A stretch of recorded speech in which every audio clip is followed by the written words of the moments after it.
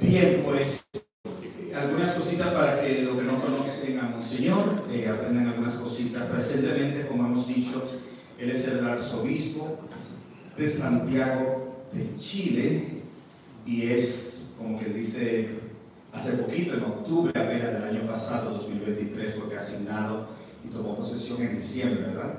Correcto, o sea, unos meses. Como arzobispo, él había sido ya obispo auxiliar de Santiago de Chile, había sido asignado por el Papa Benedicto XVI en abril de 2011. No, 6. Y después fue nombrado arzobispo de la Santísima Concepción en el 2011. ¿Okay? En 2006, obispo de Santiago de Chile, y 2011, arzobispo de la Santísima Concepción, y fue desde ahí que entonces llegó a Santiago de Chile, ¿verdad? Reemplazando al actual arzobispo de Santiago, Monseñor Ricardo Esami. Bien, para los que no sabían, también Monseñor es el presidente actual de la Conferencia Episcopal de Chile, que tiene esta posición también muy importante. Y Monseñor tiene un currículum muy, como diríamos, extenso de estudios, de preparación. Primeramente recibió el título de ingeniero civil en 1981 de la Pontificia Universidad Católica de Chile. Okay, o sea que es ingeniero civil. Ingresó en el Seminario Pontificio Mayor de Santiago en 1984 y fue ordenado sacerdote para el Arzobispado de Santiago el 6 de abril de 1991. Obtuvo su licenciatura en Teología Moral de la Academia Alfonsiana de la Pontificia Universidad Lateranense en Roma en 1993 y posteriormente en 1994 el grado de doctor en Sagrada Teología de la Pontificia Universidad Gregoriana de Roma.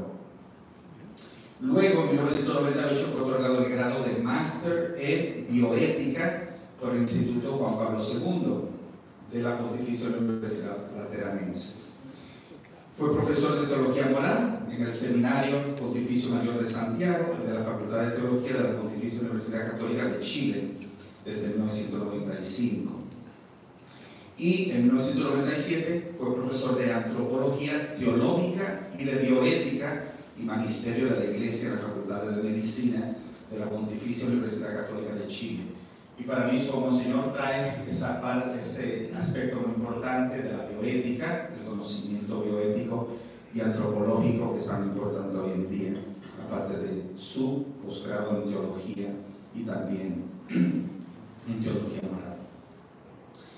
Bien, en la Arquidiócesis de Santiago fue delegado episcopal para la pastoral universitaria y tuvo también otros cargos, como decano del decanato Manquehue, de la Vicaría de la Zona Cordillera y moderador de la Curia Metropolitana y presidente delegado del Consejo de Asuntos Económicos.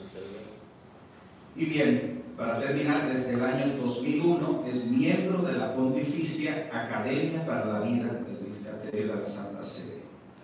¿Okay? Es autor de varios libros y artículos de bioética y ética, ¿okay?, en la Iglesia. Así que, sin más, bienvenido, Monseñor.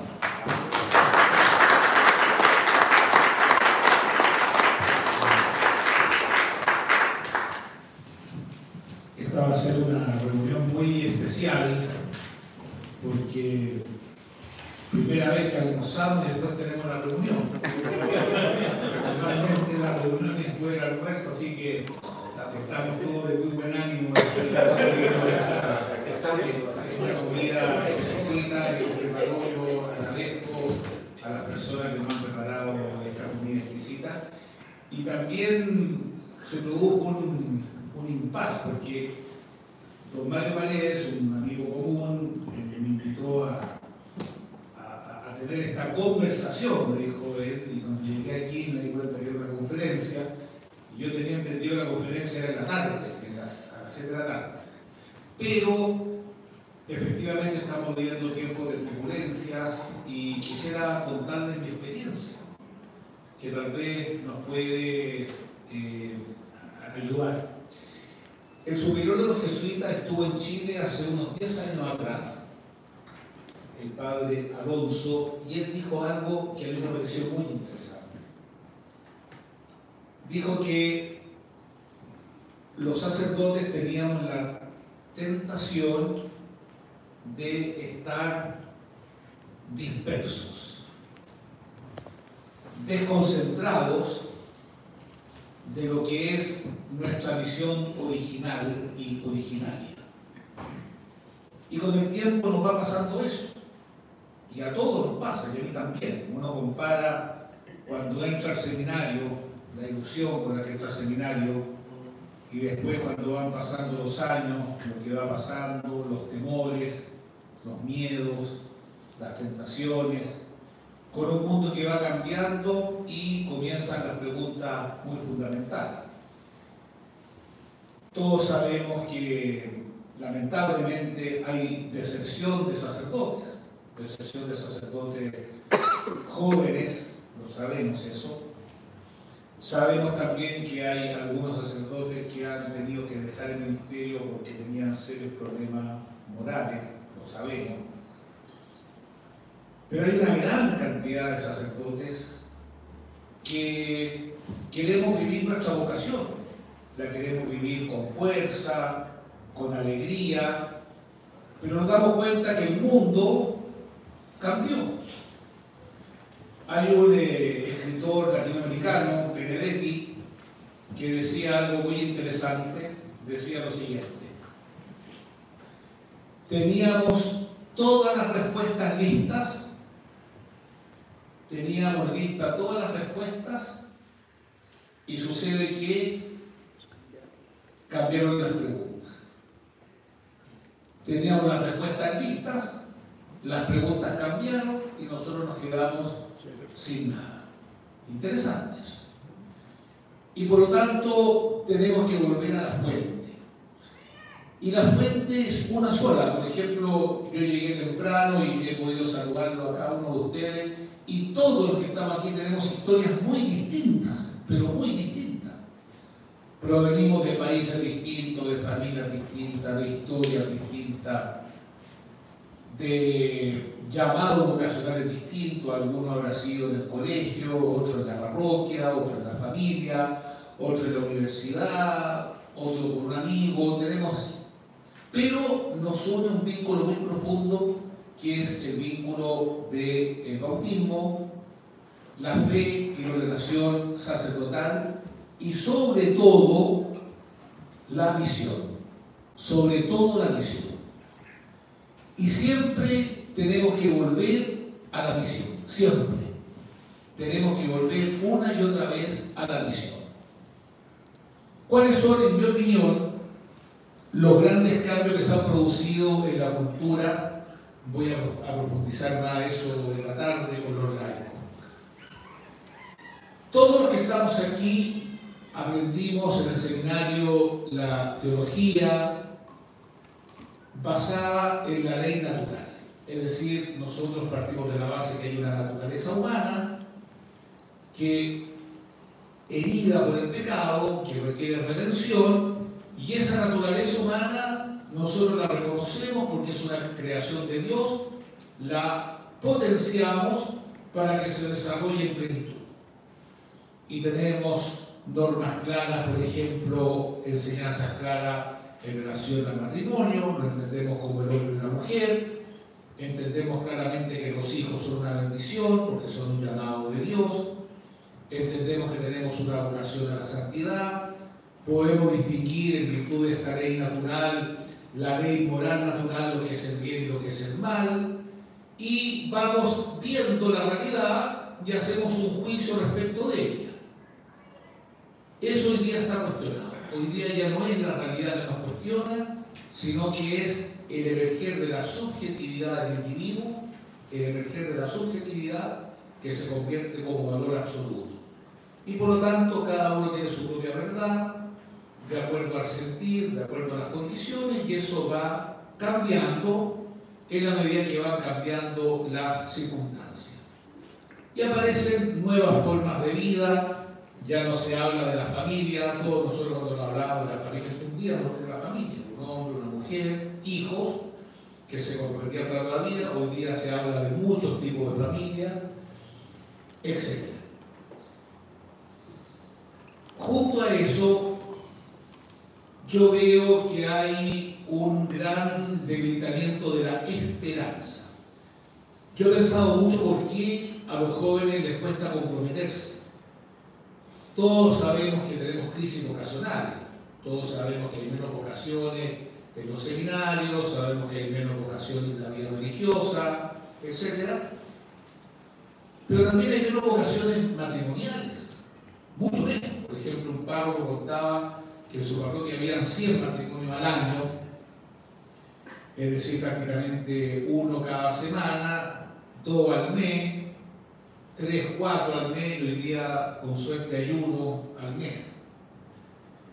Hay una carencia muy grande de esperanza, porque en este plano donde todo es igual, todo da lo mismo, la gente no tiene rumbo, no tiene horizonte, no tiene una expectativa y tiene desesperanza. Y creo que ahí nosotros tenemos un rol fundamental, porque reconocemos la esperanza no fundada en nosotros mismos. Nosotros no tenemos fundada la esperanza en las cosas, no tenemos fundada la esperanza en la ciencia, no tenemos fundada la esperanza en la economía, la tenemos fundada en Dios, Dios como esperanza nuestra. Dios que es aquel que nos da un horizonte cultural. Y desde ese punto de vista yo veo que hay más confusión sin lugar a duda. Yo veo que ustedes mismos pueden mirar en sus propias familias, yo también en la mía, familias creyentes, bien consolidadas, ya las segundas generaciones ya se han ido perdiendo, etc. Yo, por ejemplo, tengo 82 años de sacerdocio, nunca he llevado a un joven al seminario, nunca. O sea, nunca un joven me ha preguntado, ¿y por qué tú eres sacerdote? ¿Qué interesante tu vida? Ninguna, nunca. Y eso tal vez le ha pasado a muchas otras personas. Pero por otro lado, soy un convencido que somos la única institución que tenemos algo importante que ofrecer. Y por lo tanto, no tenemos que ser, como decía el Papa Francisco, generales derrotados. En Evangelium Gaudium no habla de eso, ¿no? Sino que soldados en la batalla. El general derrotado tiene su séquito que lo sigue, todos tenemos un grupo de personas que son muy leales a nosotros, pero el mundo va por otro lado, no. Tenemos que ser soldados en la batalla, y creo que esta ausencia de una verdad objetiva, de una moral objetiva, de una antropología adecuada, como hablaba Juan Pablo II, ha hecho que haya mucha confusión, y esa confusión se ha traducido en desesperanza.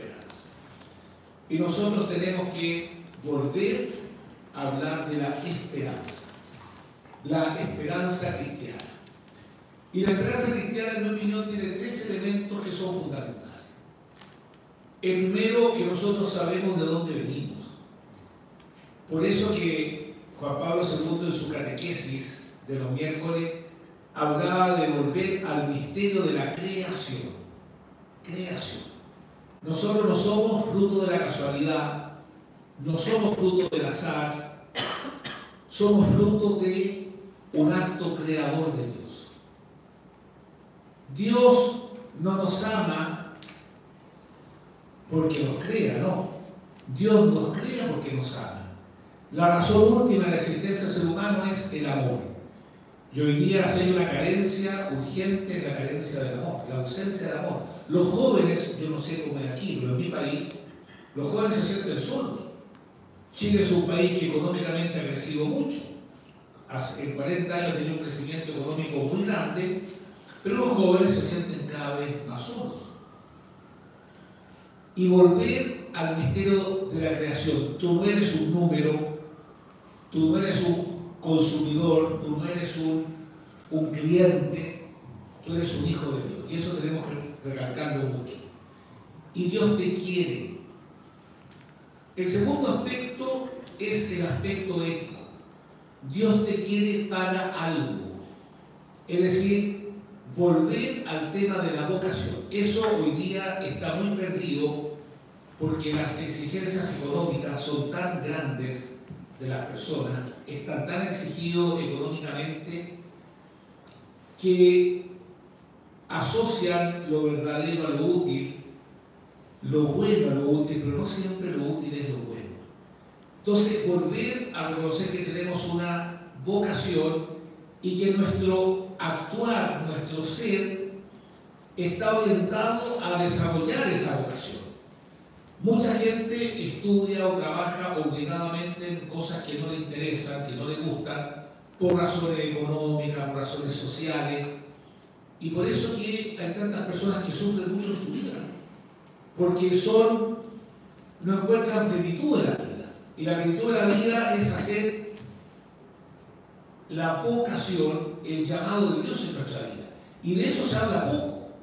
En los colegios se promueve la competencia, de sacarse las mejores notas, se compite con las carreras universitarias, pero eso no siempre coincide con la vocación, con el querer de Dios en tu vida. Yo creo que ahí tenemos dos elementos muy fundamentales: decir a los jóvenes, mira, tú no estás de más, tú tienes un llamado. Y ese llamado nosotros estamos llamados a darlo a conocer, y por eso es tan importante la predicación y también la dirección espiritual, los retiros espirituales, porque justamente nos ayudan a eso, a poder sintonizar nuestra vida con el querer de Dios. Y en tercer lugar, solamente nosotros, por gracia de Dios, no somos nosotros, pero la palabra de Dios nos ayuda a comprender el gran enigma de la condición humana: la muerte, el sufrimiento, el dolor. Yo veo cómo la sociedad se ha infantilizado. Las clínicas quieren parecer hoteles, hay clínicas que parecen hoteles, ¿no?, que venden cosas, la hotelería es impresionante. Hay cementerios que parecen parques. Esa experiencia de cementerio nos recuerda a la fragilidad humana, donde había calaveras, donde había esa sensación de angustia frente a la muerte. Se acabó, ya son flores, son pajaritos. Y a los difuntos los maquillan, que prácticamente quedan mejor de comer ambiguos, digamos. Eso es una manera de esconder la muerte. Hoy día, el gran tabú de la sociedad no es los temas vinculados a la sexualidad humana. Los grandes temas son la muerte, que se esconde. Los abuelitos se van de viaje, los abuelitos se van al cielo, pero nadie se cuenta esa radicalidad de la no existencia, de pasar de estar a la ausencia. Y esa pregunta es fundamental y nosotros tenemos una respuesta importante.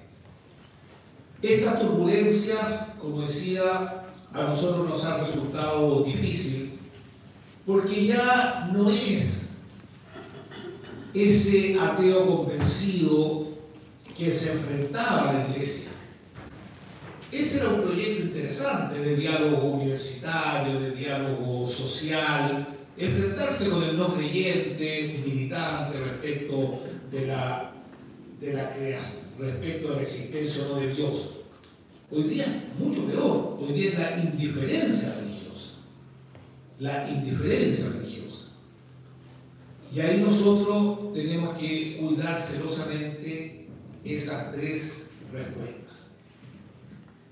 Estas respuestas no son sociológicas, no son respuestas que se encuentran desde la psicología, son respuestas teológicas que adquieren plenitud en el misterio de Jesucristo. El Concilio Vaticano II tiene una frase que de hecho fue la más usada por Juan Pablo II, que decía: Jesucristo le revela el hombre al propio hombre y le hace descubrir la sublimidad de su vocación. Es decir, si queremos saber quiénes somos, hacia dónde vamos, qué sentido tiene nuestra vida, tenemos que mirar a Jesucristo. Y un Jesucristo que justamente toca exactamente lo que el mundo no quiere tocar, que es justamente la experiencia del silencio. Hoy día es muy difícil que la gente pueda hacer silencio. Nosotros vamos a mí me ha tocado ir a casa, por ejemplo, a ver un enfermo y está la televisión prendida todo el rato. ¿Es así o no? ¿Le ha pasado, no? Sí, es decir, sí. El silencio abruma y tenemos que aturdirnos.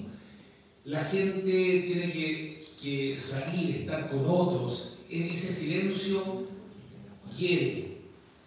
Ese silencio que nos lleva justamente a entrar, como dijo Pródigo, en uno mismo, para poder descubrir que lo único que tenemos, nuestra única fuente es volver al Padre, que se manifiesta en Jesucristo.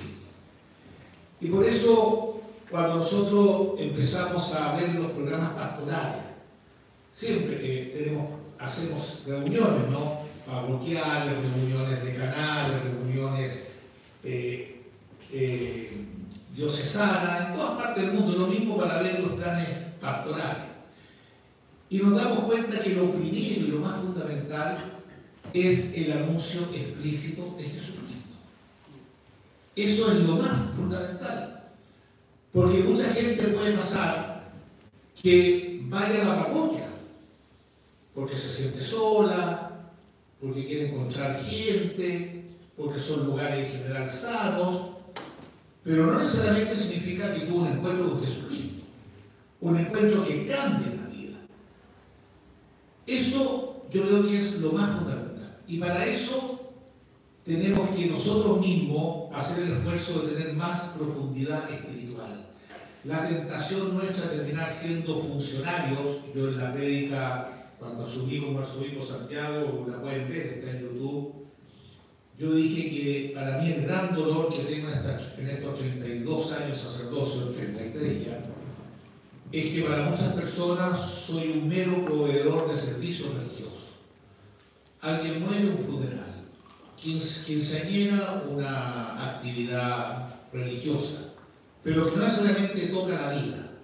Y nosotros no somos funcionarios, nosotros somos hermanos de una comunidad que tenemos un carisma. Y mucha gente nos trata a nosotros como jefes, por así decirlo, como funcionarios. O a veces nos tratan como empleados. Y no somos ni eso ni lo otro. Somos hermanos en la fe que tenemos un ministerio particular. Así que ahí no nos perdamos, nosotros no somos sociólogos, no somos psicólogos, no somos cientistas políticos. Estamos llamados a ser hombres de Dios y predicar a Jesucristo, y creo que este tiempo de Cuaresma es un tiempo privilegiado. En segundo lugar, lo que yo veo, pero clarísimo, en medio de la turbulencia, que nuestras parroquias sean lugares de fraternidad. Eso lo veo claro. Si hay algo hoy día que la gente experimenta es temor, desazón, la gente está con miedo. Yo no sé aquí, pero en Chile ya a la gente le cuesta más salir a la calle. Hay una violencia en toda América Latina en general, en el mundo entero, ¿no? Las parroquias oasis de fraternidad.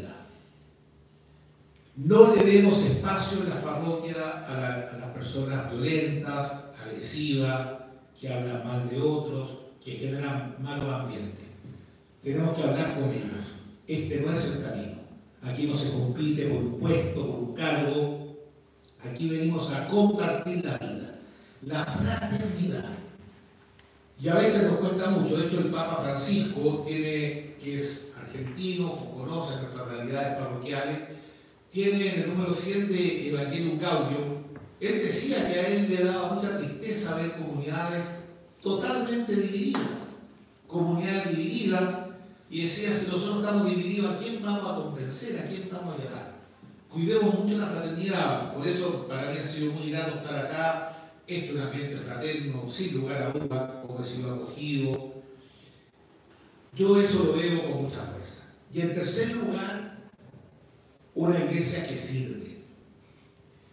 Hoy día la tentación es el individualismo, eso lo vemos con mucha claridad. Nosotros ser muy solidarios. Una parroquia, un lugar donde hay acogida, donde tienen espacio los pobres, los menesterosos, eso es fundamental. Entonces, en medio de la turbulencia hay que amarrarse firme, porque existen, somos más cuestionados sin lugar a duda. Los escándalos nos han cuestionado mucho, eso es evidente, es cosa de ver en las redes, pero nadie nos va a quitar la dicha de conocer el Evangelio y nadie nos va a quitar la posibilidad de vivir fraternalmente, de responder bien al mal y menos la posibilidad de servir a los demás. Yo creo que ese es un camino que tenemos que seguir cada uno de nosotros, especialmente en este tiempo. Y después hay dos cosas más que me parecen relevantes hoy día. Yo siempre digo que en Santiago, en Concepción, yo siempre digo, yo tengo dos diócesis, dos. La primera es la real, de las personas, de los colegios, de la universidad, las parroquias. Esa es una arquidiócesis importante, pero acá hay otra que es muy importante, esta arquidiócesis. No, esta arquidiócesis, en el caso de ustedes, esta parroquia es muy importante. Y es muy sencillo, porque para mucha gente, su realidad está aquí. Aquí está la realidad. Véanla en la calle. ¿Cómo anda la gente caminando? Así. Yo también, de hecho. No, yo también. Estamos comiendo solos. ¿Qué estamos haciendo? ¿Sí o no? Vamos en el metro. ¿Qué estamos haciendo? Vamos en la calle, donde estemos. Y la gente esto no lo mira así, ¿no? ¿Sí o no? Pero tengo razón, ¿no? Esto genera emociones. Este es un camino extraordinario de comunicar. Por lo tanto, tenemos que fortalecer en nuestras parroquias, tenemos que tener comunidades para un anuncio rápido, efectivo, etc. Yo hice la opción de estar en las redes. Yo estoy en todo. Estoy en Instagram, TikTok, Facebook, Twitter, X. Estoy en todo. Ni les cuento la cantidad de personas que me han pedido oración, la cantidad de personas que me han pedido que lo vaya a ver a un hospital. Bueno, si yo no puedo, me consigo al párroco. Pero para mucha gente este es el lugar que tienen en contacto con la iglesia. Se pueden llegar mensajes y llegan, generan impacto, tocan el corazón de las personas. De hecho, el Papa le ha dedicado mucho tiempo de la Santa Sede a esto, porque es un medio que tiene la gente de comunicarse. Y lo otro que me parece importante, estos son los 5 puntos que tengo más a lista, es que tenemos que realmente vivir la sinodalidad y comprender todos los servicios de la iglesia como un servicio. Y muchas veces la gente dice, no, es que el sacerdote es inamovible, que el sacerdote no sé qué, sacrificado, no siempre el sacerdote. Y no somos nosotros. A veces los laicos, muchas veces, también tienen ansias de poder al interior de la iglesia. Y eso nos hace daño. Tenemos que tener muchos comités, tenemos que tener muchos grupos, pero siempre la cabeza es un servicio. Un servicio que dura 4 años, un servicio que dura 2 años. El mismo Papa en la Santa Sede, todas las modificaciones que ha hecho, una persona no puede trabajar más de 10 años en la curia, porque es un servicio. Y creo que también nosotros tenemos que aprender de eso. Tenemos que tener libertad para cambiarnos de parroquia, incluso de diócesis. Tenemos que tener la libertad de estar dispuestos a todas partes. Y eso va a ser posible en la medida que nos reconozcamos como servidores, nos reconozcamos de paso y que estamos prestando un servicio. Yo termino diciendo 2 cosas. En Chile hemos tenido serios problemas con los abusos, lamentablemente. Incluso el Papa nos llamó a todos los obispos a la la Santa Sede, nos pidió la renuncia a todos. Ha sido muy duro, muy duro. Sin lugar a dudas muy duro, pero con todo, si yo tuviese que volver a empezar, sería sacerdote. Amén. De todas maneras. Y la razón es muy sencilla. Porque nadie me ha ofrecido algo mejor que lo que me propone el Evangelio. Nadie me ha ofrecido algo que me dé tanto sentido a mi vida. Y nadie ha sido capaz de ayudarme a responder las preguntas más profundas que tiene uno en el corazón, que en mi caso es la razón de la existencia. Para mí siempre ha sido un motivo de cuestionamiento. ¿Por qué existo? ¿Por qué soy? Y sobre todo cuando seres queridos que uno ama se mueren. Qué maravilla decir convencido, no está físicamente, pero está junto a Dios. El misterio de la resurrección es lo que es insuperable y que anima toda nuestra vida. Eso es un poco para abrir un diálogo y respecto de sus preguntas, sus cuestionamientos, y agradecer muy sinceramente esta gran posibilidad que me han dado de encontrarme con ustedes. Muchas gracias.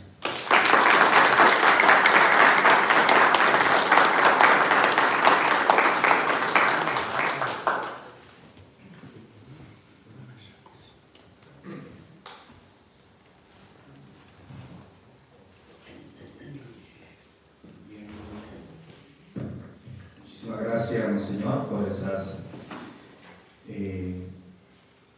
palabras y consejos, podríamos decir, para nosotros los sacerdotes que vivimos entrinchados aquí en la Arquidiócesis de Nueva York, con los desafíos, como ven, como en toda parte del mundo, porque la Iglesia es una y estos desafíos no son solamente de Chile ni de Nueva York, sino en toda parte del mundo.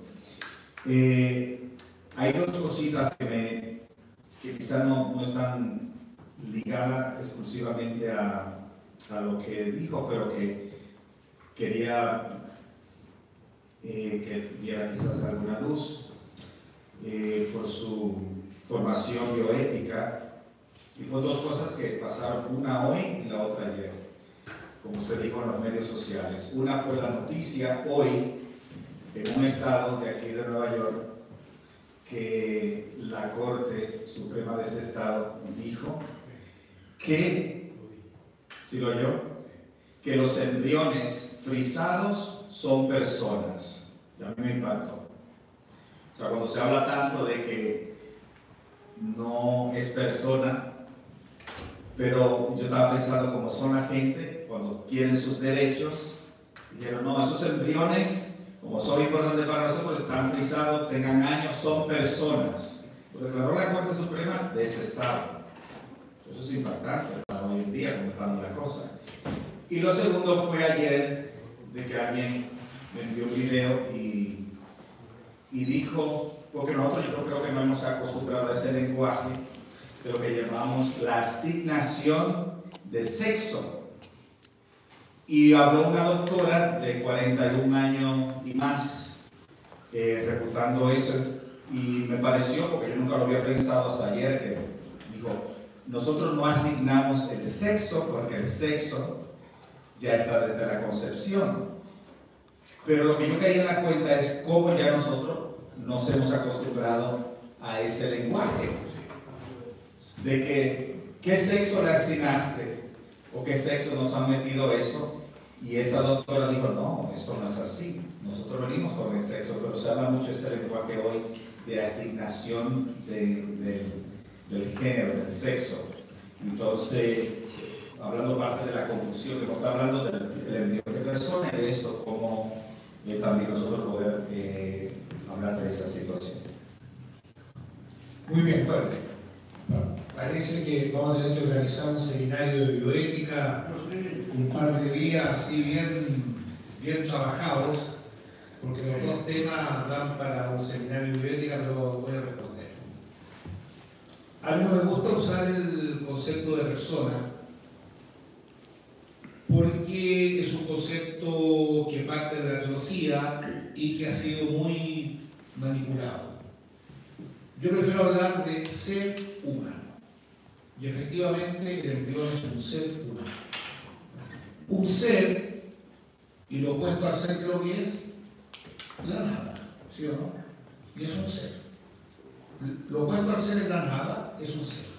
Y humano es humano porque tiene toda la estructura genética de un ser humano. Por lo tanto, tiene razón el juez cuando dice que el embrión es un ser humano y por lo tanto tiene que ser tratado como tal, que es por lo demás lo que dice el documento Donum Vitae de la Congregación de la Orden de la Fe. El embrión debe ser tratado como persona. Es un ser de la especie humana que debe ser tratado como tal. Y de hecho, todos nosotros fuimos ese momento, todos. De no haber sido ese momento, no estaríamos vivos. Es un proceso gradual, continuo, sin saltos cualitativos. Y de hecho, ahora a la segunda pregunta, es tan interesante esto que el cigoto inicial tiene una estructura cromosómica que es la que nos acompaña toda nuestra vida y la acompaña todas nuestras células. Todas nuestras células tienen esa carga genética del primer momento en que se junta un espermio de nuestro padre con un óvulo de nuestra madre. Eso la ciencia lo confirma cada vez más. Y tanto lo confirma la ciencia que hoy día de una célula del cuerpo humano, a través del proceso de clonación, se puede generar un vertebrado mayor. Esa fue la experiencia de la Dolly. La Dolly sacan una célula de la ubre, la retroceden al momento cero, la insertan en un útero y aparece una oveja. Por lo tanto, no hay duda que el embrión es un ser humano y que merece ser respetado. Para negar, ¿por qué niegan eso? Para poder experimentar, para tener embriones en el freezer, para poder desecharlos, para poder usarlos como experimentación biológica, etc. Yo he escrito una obra de teatro sobre un caso así que se llama Hombre por catálogo. Se trata de un joven de 1,90 m, rubio, que a los 16 años se da cuenta que él tiene 1,90 m y es rubio, y su papá tiene 1,60 m y es moreno. Y la pregunta obvia, papá, ¿por qué soy así? Y justamente este padre va a buscar un embrión a una empresa que tiene embriones congelados, elige el embrión según características genéticas y lo implanta en un útero. Sobran uno, llegan donde estas personas, hay un enredo increíble, y por eso que los seres humanos tienen derecho a una afiliación cierta. Tienen derecho a una afiliación cierta. La segunda pregunta, efectivamente, los doctores no asignan sexo, sino que reconocen el sexo que está en la persona y que efectivamente está en el momento de la fecundación. Es decir, en el momento de la fecundación ya estamos marcados como hombres o como mujer, dependiendo de si es XX o XY. Eso nos acompaña toda nuestra vida. Por lo tanto, ya somos hombres o mujeres desde el momento de la fecundación. Lo que pasa es que hoy día, y a propósito de la conversación que tuvimos al principio, yo le hablaba que hoy día se acabó una naturaleza que se reconoce, sino que prevalece la subjetividad. ¿Se han fijado, no? Hay personas que se perciben de otra manera, pero no siempre coincide esa percepción con la realidad biológica, que es indesmentible. Lo que pasa, y aquí entramos en los problemas, porque todo esto tiene sus problemas, que a veces las personas nacen con una situación que se llama hermafroditismo o semi-hermafroditismo, donde el sexo es difícil reconocerlo físicamente. Y ahí se pueden producir problemas. Es decir, se asigna un sexo y resulta que después es otro, pero esos son casos muy especiales que tienen que ser tratados en su mérito. Pero lo que no se duda, y eso la ciencia lo confirma, que del momento de la fecundación está asignado ya por la naturaleza si es hombre o mujer. Incluso es tan interesante que en la Evangelium Vitae o Evangelium Vitae o Donum Vitae, el Papa dice: ¿cómo se le va a negar su estatuto de persona o su estatuto de ser humano si ya es hombre o mujer? Y si es hombre o mujer y si tiene una estructura cromosómica tal, es evidente que es un ser humano. Así que las dos aseveraciones son ciertas.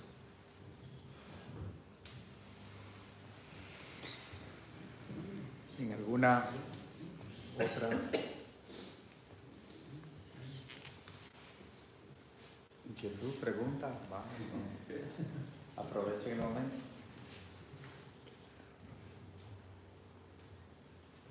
Hablando un poco del otro tema de vocaciones, ¿en su diócesis hay algo para la promoción o de qué manera se está tratando de darle atención a este tema? Bueno, en realidad en Chile hay una discusión de las vocaciones muy grande. En Concepción tenemos un seminarista, una arquidiócesis de 1.200.000 habitantes, 60% católico, parroquias, colegios, universidades, tenemos una sola vocación. Estamos pidiendo ayuda a sacerdotes de otras diócesis que son generosos con nosotros, pero ahí tenemos un problema. En Santiago lo mismo, ese seminario de 130 seminaristas, hoy día no son 20, se han cerrado seminarios, es decir, se vive una crisis muy profunda. Pero, ojo, la crisis no es de vocaciones sacerdotales, la crisis es de vocaciones cristianas.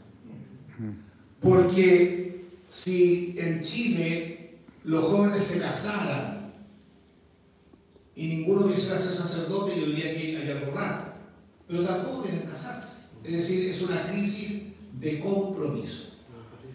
Y esa crisis de compromiso también se vive en el mundo laboral, donde hoy día es muy difícil retener a una persona para que trabaje. Es decir, la subjetividad, el querer autorrealizarse se ha convertido como el sentido más profundo de la vida, y justamente eso implica andar buscando toda la vida y no encontrar nunca.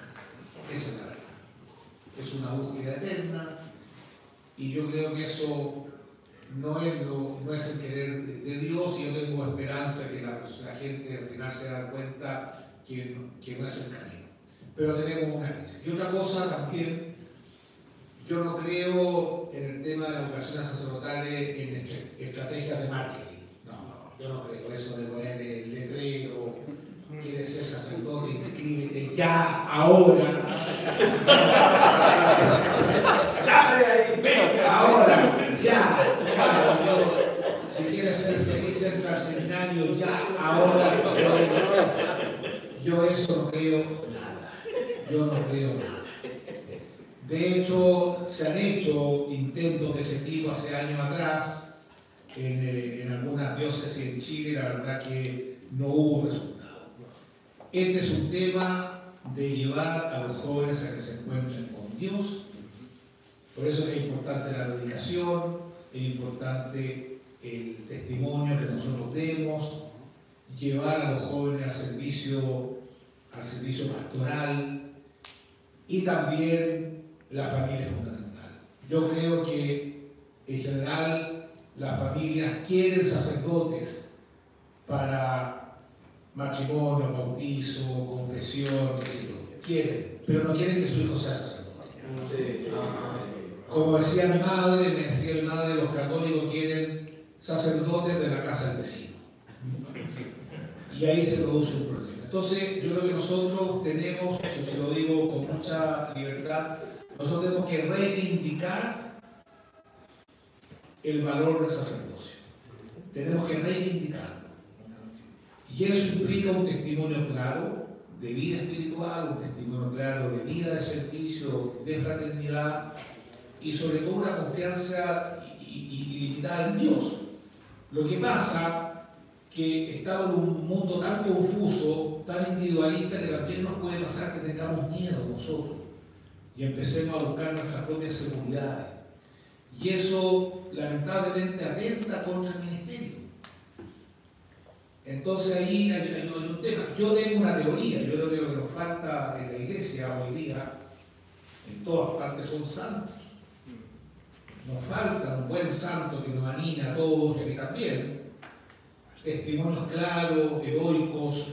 Yo pienso que lo que estaba aconteciendo en Nicaragua, por ejemplo, que es una cosa horrorosa de persecución a la iglesia, eso va a ser fuente de educaciones, va a ser fuente de que vale la pena dar la vida por Jesucristo si es necesario, y ahí tenemos un tema muy de fondo, ¿no? La familia no transmite la fe, sin lugar a dudas que no la transmite hoy día, y también los padres están ausentes, eso también es otro hecho. O sea, hoy día hay mucha mujer sola, abandonada, no sé cómo es aquí, pero en Chile mucha mujer abandonada, que tiene que trabajar, que sus hijos están solos, llegan a la casa a comer solos. Entonces hay un cambio que se está produciendo que evidentemente no ayuda a la vida espiritual. Precisamente hay un sacerdote de Nicaragua. Sí, yo sé, si lo veía él. Que tiene una pregunta. Bueno, yo soy el padre Henry Silva, sacerdote nicaragüense desterrado, era por el gobierno, uno de más de los que hay. Pues yo creo que ya tenemos nosotros un sacerdote que hace ya años atrás, unas circunstancias no tan agradables, pues lo mataron, pues, el padre Pupilo. ¿Qué cree usted, monseñor? Por ejemplo, estaba leyendo en estos días, creo que hoy, sobre este congreso que terminó, por ejemplo, en España, congreso de laicos, ¿no? Y estaba leyendo también sobre el camino sinodal alemán. Son dos cosas opuestas, ¿verdad? El cardenal de Australia le dijo a los alemanes, ya, enderecen los caminos, ¿verdad? ¿Qué piensa usted? Mira, sinceramente, sé poco de eso. Sí. Y la razón es muy sencilla. Un texto sacado de contexto es un gran pretexto. Y cada agencia noticiosa va a sacar el texto que más le conviene como pretexto para su propia idea. ¿Te das cuenta? Y yo no conozco el problema de fondo. No conozco el problema de fondo. Lo que sí sé es que hay una preocupación en la Santa Sede, y tampoco sé de qué manera este sínodo que aparece con tanta fuerza en la prensa, yo no sé cuánto cae hondo. No sé si me explico. Porque la distancia que hay entre la realidad y lo que aparece acá también a veces es muy grande, ¿no? Yo puedo sacar una foto, por ejemplo, lo junto a todos ustedes, puedo sacar una foto y puedo mandar un tweet. El arzobispo de Santiago se junta con todos los sacerdotes de Estados Unidos. De Nueva York, un texto sacado de contexto, saco una foto. Entonces, tener mucho cuidado con lo que uno dice, porque no siempre coincide con la realidad. Así como contesté con tanta conocimiento respecto del tema de los embriones, el tema, eso yo no podría decirse. Pero sí algo pasa, sin lugar a dudas. Pero sí te puedo decir algunas cosas. Yo estuve hace algunos años atrás, me invitaron a Alemania a visitar unos establecimientos para colaborar con una obra social en Chile muy querida que tenemos, que se llama Lavandería 21. Es una lavandería, yo soy el fundador, donde trabajan jóvenes con síndrome de Down. Lo pueden buscar en internet, Lavandería 21. Y fui a comer a la casa de un laico muy comprometido en su parroquia, que llegó tarde a la comunidad porque estaba en un consejo parroquial.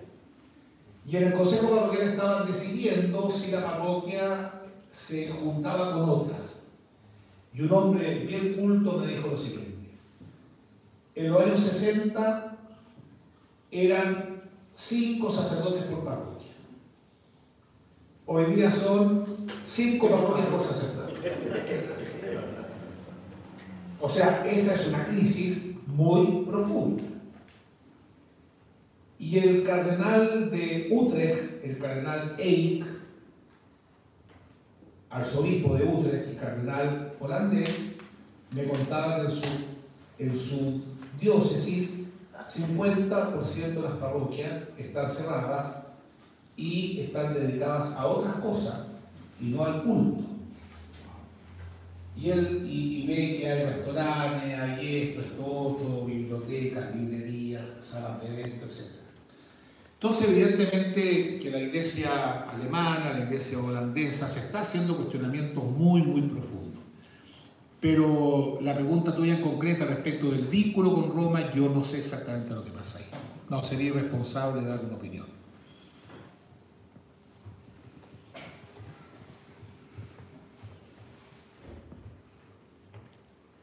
Señor, usted ha hablado sobre la moral, sobre la ley moral. Cuando uno se pone a investigar sobre una nueva moral, una moral renovada, se encuentra con los manuales antiguos que todos tenían claro, los sacerdotes de esos tiempos. Parece que la moral se la habían estudiado al dedillo, como dicen, pero hoy lo que llamamos la moral renovada, los nuevos planteamientos. Yo estaba leyendo al padre Fletcher, por ejemplo, un padre que murió hace poco, hace unos años, que se llama Fletcher murió, y también el otro Fernández también, tiene los manuales, pero Sí, no lo encuentro, ¿no? sí, claro, sí, sí. Mira, yo pienso que a veces hicimos creer equivocadamente, que la iglesia era el club de los buenos. Y la verdad que no es así. La iglesia es el lugar de los que necesitamos a Dios. Y la iglesia es el lugar de los que vamos haciendo camino. Y tenemos que ayudarnos mutuamente a ir haciendo un camino a la santidad. Yo pienso que el mandamiento del amor, amar a Dios por sobre todas las cosas y al prójimo como a uno mismo, es la gran ley moral que existe, y uno tiene que hacerse una pregunta: ¿esto ayuda o no a vivir una profunda experiencia de amor, o es un acto de egoísmo, etcétera? Y sobre todo una ley de la gradualidad, como decía el documento del Papa Humane Vitae, que es distinto a la gradualidad de la ley. La ley de la gradualidad es que todos vamos gradualmente avanzando en una vida moral más plena. Pero lo que no podemos hacer es perder el ideal. Cuando perdemos, en el fondo, el ideal del matrimonio para toda la vida, el ideal de la castidad, el ideal de la pureza, el ideal de la entrega, etc., estamos mal, porque Jesucristo representó eso y nosotros estamos llamados a configurarnos con Jesucristo.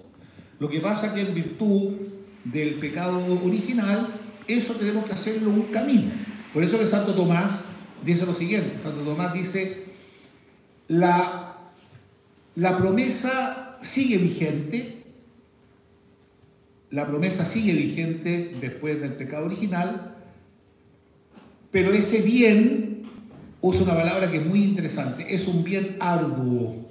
O sea, sigue vigente el matrimonio, la fidelidad matrimonial, sigue vigente, pero es un bien que hay que lograrlo con la gracia de Dios. Es un don y una tarea. Antes era un don nomás, con los dones preternaturales eran un don gratuito que se configuraba muy bien con Dios, con la persona, etc. Después el pecado es un don arduo que requiere una tarea. Y nosotros somos personas que vamos acompañando en esa tarea. Vamos acompañando en esa tarea. Pero si nosotros no compartimos el ideal, sencillamente no seríamos fieles a la enseñanza de Jesucristo. No seríamos fieles. Pero es un camino que hay que recorrer. Y también nosotros también lo tenemos que recorrer. El culmen es lo que Hering dice, la ley de Cristo es la ley del amor. La ley de Cristo, claro. Y el derecho canónico, para los que son canonistas acá, al final dice, bueno, todo esto está pensado para la última causa, que es el bien de las almas. La salvación de las almas. Pero tenemos que acompañarnos mutuamente, también entre nosotros.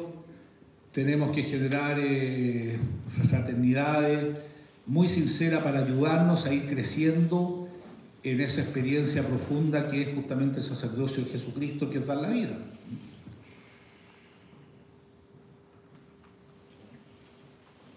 Iba a hacer una pregunta. Como usted hablaba de que el sacerdocio en este tiempo está actuando frente a un mundo cambiante, ¿no? Un mundo que ha cambiado. Entonces yo echaba tiempo atrás el Concilio Vaticano II, Christus Domino, que hizo una teología perfecta del episcopado, luego Presbyterorum Ordini, algo empezó a trabajar en eso, luego Pastore Dabo Vobis, que hizo una teología perfecta también del presbiterado. Entonces con este mundo ya posmoderno, creo que si se podía plantear que haga falta perfeccionar más esa teología del presbiterado, por ejemplo, frente a estas cosas que vimos que el Papa ha denunciado del clericalismo, que estas divisiones que hay, pura progres, puras cartas, porque no se dice así en España. Yo soy venezolano, pero trabajo en España y escucho mucho de estas cosas. Entonces, haría falta, pues, ya en este tiempo moderno, plantearse una teología posmoderna del presbiterado. Bueno, yo pienso que tenemos que volver a nuestras raíces más profundas, ¿no? El Señor nos llamó para que estuviéramos con Él y predicáramos el Evangelio. Y tenemos que preguntarnos qué hacemos con nuestro tiempo. A veces, como decía justamente este padre jesuita, estamos dispersos, ¿eh?, en esta tarea fundamental. Y también respecto del clericalismo, sin lugar a duda que eso tenemos que superarlo. Y los primeros que tienen que superar eso son los propios laicos, que tienen que ayudarnos y tienen que ayudarse a comprender que somos seres humanos, que lo que nos une es el bautismo y que tenemos un servicio dentro de la comunidad. Por eso que yo cuando entrego una parroquia, cuando ordeno un sacerdote, le digo a la gente, este no es un empleado de ustedes, no es el jefe de ustedes, es un hermano en la fe que recibe un carisma, que lo pone al servicio. Y ustedes tienen que cuidarlo como un hermano. No tienen que cuidarlo como un jefe, porque siempre hay un interés ahí, ni tampoco como un empleado porque le sirve. Y yo, perdone que sea tan sincero, pero quizá uno de los dolores que yo he tenido también en mi vida sacerdotal, que yo muchas veces me sentí usado de gente que requiere servicios míos, pero que yo como persona no le intereso y que después nunca más sé de ellos. Es triste eso, ¿no? Es muy triste eso. Yo creo que a muchos de ustedes les ha pasado seguramente. Y sobre todo porque tenemos exigencias que nosotros hemos aceptado libremente, pero que son miserias. La obediencia, evidentemente que no es fácil obedecer en un mundo donde la libertad es como el valor absoluto entendido como libre elección. La castidad, en un mundo que no quiere saber nada de eso. Y también vivir austeramente. Algunos tendrán el voto de pobreza, pero vivir como vive la gente del lugar, vivir como vive la gente que sufre, son cosas hoy día muy difíciles en una sociedad que aspira a tener cosas. O sea, las cosas como una manera de plantarse en la vida Hoy día la palabra éxito es una palabra que está muy en boga, digamos, y nosotros no creemos en eso. Nosotros creemos en una vida sencilla, de entrega, generosa, entregando lo que tenemos, que es el Evangelio. Y eso hay que cuidarlo y créanme que no es fácil porque hay muchas tentaciones, sin lugar a dudas, sin lugar a dudas. Pero bueno, en la medida que nos comuniquemos, podemos ayudarnos en eso.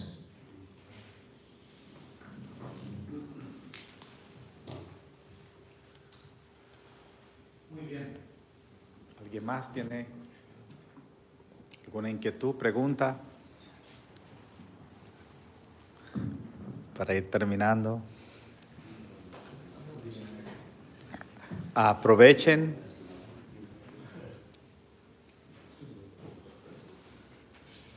¿No? ¿Alguien más? Muy bien. Bueno, yo por de pronto agradezco a Padre Domingo, yo lo conocía, él había estado hace algunos años acá, siempre un gran anfitrión, siempre. Y bueno, yo me comprometo a rezar por ustedes, por su ministerio y también recen por mí. Y bueno, tal vez ahora podemos estar conectados con las redes también. Podemos estar conectados y viendo lo que va pasando. Así que bueno, podemos terminar con una Ave María para que Sí, claro. ¿Parece? Dios te salve María, llena de gracia, el Señor es contigo, bendita eres sobre todas las mujeres y bendito es el fruto de tu vientre Jesús. Santa María, Madre de Dios, ruega por nosotros pecadores, ahora y en la hora de nuestra muerte. Amén. Amén. Dios lo bendiga. Gracias.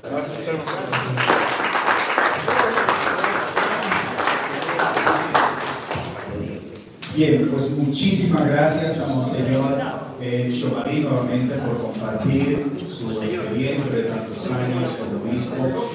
Nuevamente yo sé que algunos tienen prisa, si alguno todavía necesita tomarse algo, comer, hay postre, no dejen el postre, aprovechen lo que hay. Y por favor, Monseñor, antes de irnos podemos tomar así una foto porque ya se van a ir y así nos colocamos aquí detrás, rapidito, para una foto. Si se quiere llevar alguna comida, gracias.